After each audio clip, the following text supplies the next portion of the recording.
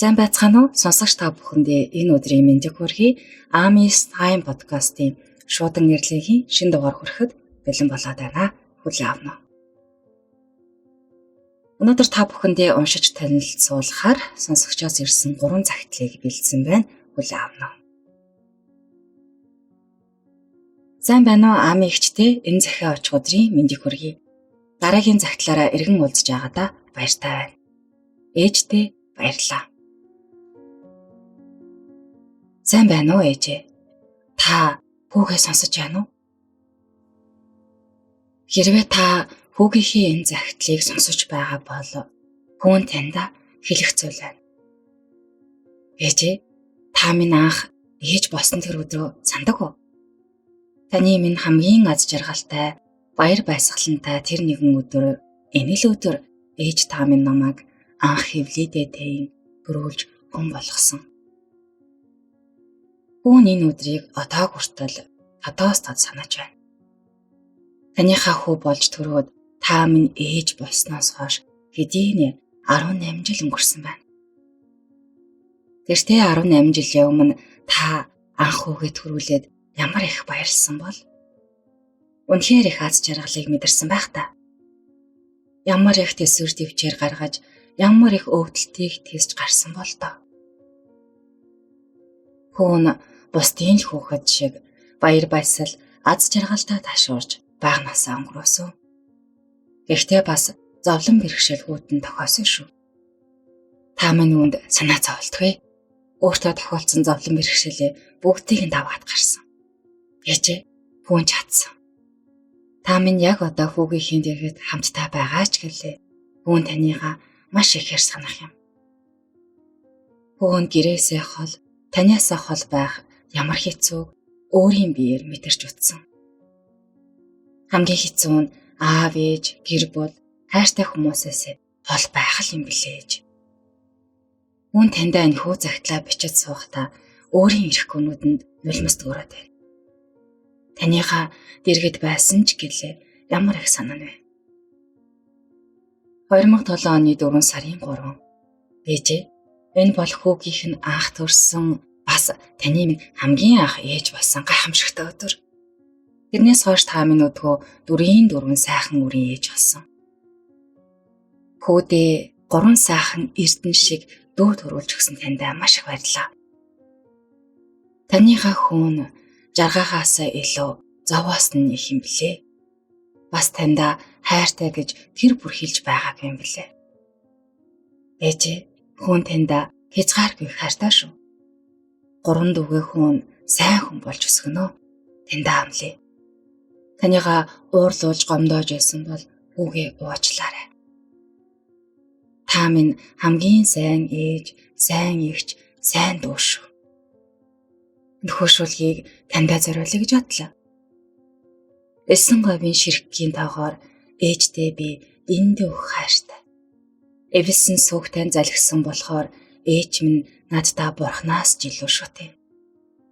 Халуун хөвлөдтэй амьсан юм чинь хайрлахгүй байхын аргагүй. Ээжээ, хүүн таныгаа байгаагүй бол энэ хорвоод хүн болж төрөхгүй байсан да. Хүүгээ эрүү саруул хүн болгож төрүүлж өсгсөнд хязгааргүй их баярлалаа. Та бүхэн минь ээжтэй хайртай гэдэг үгийг харамгүй хэлж байгаарай. Хитрхи урт болчих шиг боллоо. Дүүгийнхээ урт загтлыг энэ хүртэл уншиж өгсөн ами ихчтэй баярлалаа байсан байна. Зүгээрээ би чи өрн урт захиал ирүүлэх баярлалаа шүү дээ. Занга 2 дахь загтлыг уншиж хүргэе. Нэрийг минь нууцлаад уншаарай. Сайн байна уу? Шуудан нэрлээ нэвтрүүлгийг сонсож байгаа сонсогчдоо болон хөтлөгч Амида энэхүү загтлыг унших өдрийн мэндийг хүргэе. Би танаа нэвтрүүлгийн байнгын сонсдог. Би одоо 40 настай, 2 хүүхдийн ээж. 3 дахь хүүхдээ тээж яваа нөхрийнхөө сайн ханан байна. Танаа нэвтрүүлэгт загтал бичих болсон шалтгаан гэвэл хүнд хэлж чадахгүй, ээжээсээ ч хариултаа авч чадахгүй байгаа болохоор жаахан ч гэсэн сэтгэлээ нээх гэж загтал бичиж суун. Жилчлийн баяруудаас эрцэргийн баяраар л аавдаа очиж өнсүүлэхсэн гэж дандаа дотроо бодож явдаг байлаа. Яагаад ч юм дотроо л бодож явснаас гадагш хэн нэгэнд ярьж сэтгэлээ нээж байсангүй. Хэдийгээр төрөөс нь биш өсгсөн нь жих яа байдгаа гэж ярьдагч тэр хүнийг ганц удаа холоос ч гэсэн харж юмсан ямар хүн байдаг бол намайг очвол баярлах болов эсвэл гэр бүлээсээ үр хүүхдээсээ ичиж санаа зовох болов гэж байнга бодож явсаар байтал өдий 40 насны босгон дээр ирсэн байна. Гэтэл ээжээсээ асуухад ээж маань надад ганц ч ган хийгээгүй дээ. Бүр тоогчгүй байсан. Ингэж хатуурхах хинт хэрэгтэй юм бэ? Бусад аав ээж нарыг эмээ өвөө нарыг харахад өөр хүүхдүүдтэй чиний аав тэр аймагт тийм нэртэй, тийм ажилтай тэр гэж хүн байдаг шүү. Миний хүү аавтайгаа хизээ нэг өдөр уулзаарай гэж захиж байхыг би нэг бус утаал сонсож байлаа. Яагаад ээж надад тэгээд хэлчихгүй хатуургаад байгаад нь би маш их гомдож байна. Би ямар тэр хүний амьдралд гай болох гэсэн биш үү? Зүгээр л төрсөн аавдаа очиж үнсүүлээд нөхөр хүүхдүүдэд танилцуулаад ятаж жилдээ ганц удаач болов цагаан сараар очоод золгож байх юмсан гэж олон жил бодлоо. Даанч миний энэ хүсэл хизээч биелэхгүй гэдгийг би түрүү жил мэдсэн. Яаж мэдсэн бэ гэж юу? Та хэдийн итгэх итгэхгүй нь хүний л асуудал. Гэхдээ би нэг сайн бууд сүсгэлдэг юм л да. Юу манай гэр бүл. Тэгээд би эцгийнхээ тухай асуух гээд яг яаж асуухаа мэддэггүй. Дотроо бодоод л сууж байлаа. Гэтэл заларч ирсэн буурал маань миний бодлыг уншсан байсан. За өрөө минь чиний бодож яваа бодол даанч биелэхгүй юм байна да. Эцэг чинь энэхэн замбууланд амьд байхгүй байна гэж харж байна. Ядаж өр минь эцгийнхээ алдрыг ихээсээ асууж мэдээд хаяа да өргөл өргөхдөө өөрийнхөө эцгийн алдрыг хэлж өргөж байвал зүгээр шүү. Их чинь одоо болтол яагаад чамд эцгийн чинь алдрыг хэлэхгүй байгаа. Гэхдээ би асгартлаа уйлж билээ. Намайг танихгүй, намайг байдаг гэдгийг ч мэдэхгүй хүний төлөө яагаад тэгж их байснаа гайхаад байдгийг. Очиндоо аавтайгаа уулзандаа гэж бодоод явсан болохоор одоо байхгүй гэхээр нь тэгж их байсан юм болоо да. Би ээжээсээ л асуухгүй юм бол өөр хинээс асуух вэ? Ямар хаа хамаагүй хүнээс асуултаа биш. Манай ээж дэндүү хинэггүй хүн л дээ. Ядаж амьдардаг аймаг сумынхын нэр усыг мэдээд авбал гэж бодгоол юм. Эмийг яаж мэдхүү хүүхдүүд маань хоорондоо таарах вэ гэж имээх л юм. Ямар сайндаа аавын тухай сэтгэл хөдлөсөн сайхан дүрс бичлэг үзэхээрээ зүгээр л уйлчихдаг. Тэр үед охин маань ээжээ та яагаад уйлаад байгаа? Өвөөг санаад байгаа юм уу? Гэд юлэмсэн юм арчиж өгдөг. Өвөө гэж одоогийн аавыг маань хэлж байгаа. Хүүхдүүд маань мэдэхгүй л дээ. Энэ тухай миний хань л мэднэ. Одоогийн аав маань сайн хүн бэ. Энэ аавыгаа гомдоочихвээ гэж имэж явсаар байтал төрсөн эцэг минь бурхан болчихсон байж. Би их зөөлөн эмзэг хүн л дээ. Хэн нэгнийг гомдоочихвээ, санамсаргүй эвгүй хэлчихвээ гэж байнга өөрийгөө хянаж байдаг болохоор бусадтай тийм ч нээлттэй сайхан ярьж чаддгүй юм. Ер нь их тотгошоо хүн байгаа юм. Энэ бүхний эцэст би хандаал дотроо байгаа бүх уйтгар гүнгээ гаргасан. Хань минь чимээгүй толгойг минь нилээд намайг харагдаад сонсоод сууж байлаа. Аз олоход би маш сайн хантай азтай хүн юм. Намайг бүх зүйл дээр дэмждэг, миний талд бат зогсдог, сайхан хандаа талархдаг да.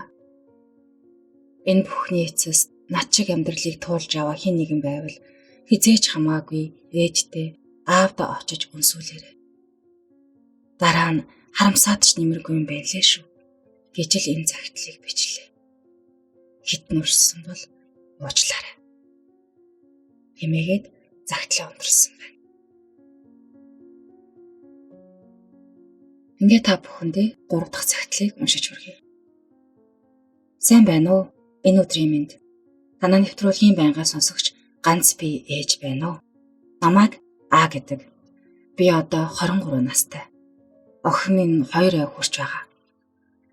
Заримдаа надад гэр бүлийнхэндээ гай болоод ч байгаа юм шиг бас өөрийгөө үзэн ядах, өөртөө дургүй болох тиймэрхүү мэдрэмж төрөөд байдаг боллоо. Ээж хаяа намайг чи надад дандаа гай болж ах юм аа гэдэг.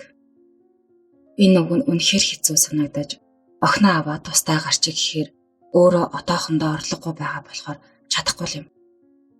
Би бусдаас илүү гараад байх юмгүй жирийн л амьдралаар амьдарсаар ангийнхаа залуутаа сууж хөөрхөн охинтой болсон юм.